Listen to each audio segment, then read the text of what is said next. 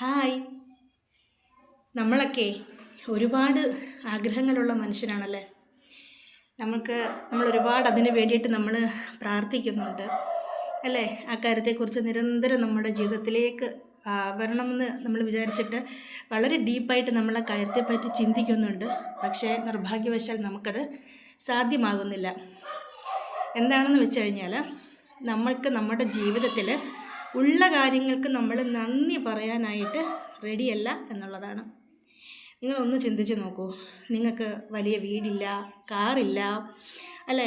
അപ്പോൾ ഇങ്ങനെയൊക്കെ നിങ്ങൾ പരാതി പറയുമ്പോൾ എന്തുമാത്രം അനുഗ്രഹമാണ് ഈ മഹാപ്രപഞ്ചം നമ്മൾക്ക് വേണ്ടിയിട്ട് തന്നിട്ടുള്ളതെന്ന് നിങ്ങളൊന്ന് ചിന്തിച്ച് നോക്കൂ.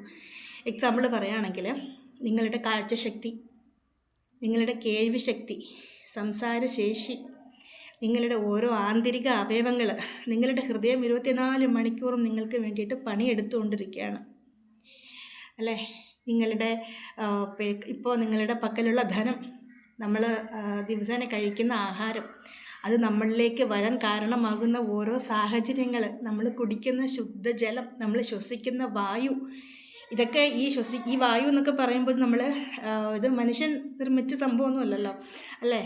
ഇതെല്ലാം പ്രകൃതിയുടെ സംഭാവനകളാണ് നമുക്ക് മനുഷ്യർക്ക് വേണ്ടിയിട്ട്. അപ്പോൾ നമ്മൾ ഈ അനുഗ്രഹങ്ങൾക്ക് നമ്മളൊന്ന് നന്ദി പറയാൻ നമ്മൾ തയ്യാറായി കഴിഞ്ഞാൽ തീർച്ചയായിട്ടും പുതിയ പുതിയ അനുഗ്രഹങ്ങൾ നമ്മളുടെ ജീവിതത്തിലേക്ക് വരുമെന്നുള്ളതാണ്. നന്ദിയുള്ളവന് ദൈവം എല്ലാം കൊടുക്കുന്നതാണ്.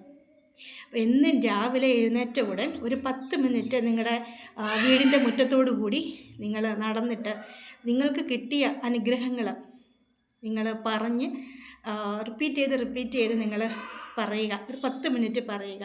തീർച്ചയായിട്ടും 21 ദിവസം നിങ്ങളിത് പ്രാക്ടീസ് ചെയ്ത് കഴിയുമ്പോഴത്തേക്കും പുതിയ അനുഗ്രഹങ്ങൾ നിങ്ങളുടെ ജീവിതത്തിലേക്ക് ഉറപ്പായിട്ടും വരുന്നതാണ് കേട്ടോ. ഞാനാണ് ഗ്യാരണ്ടി. അപ്പോൾ കൂടുതൽ അറിവിനായിട്ട്, കൂടുതൽ മാനിഫെസ്റ്റേഷൻ ടെക്നിക്കിനായിട്ട് ചാനൽ സബ്സ്ക്രൈബ് ചെയ്യുക. ആദ്യമായിട്ട് കാണുന്നവരാണെങ്കിൽ സബ്സ്ക്രൈബ് ചെയ്യുക. Okay, thank you.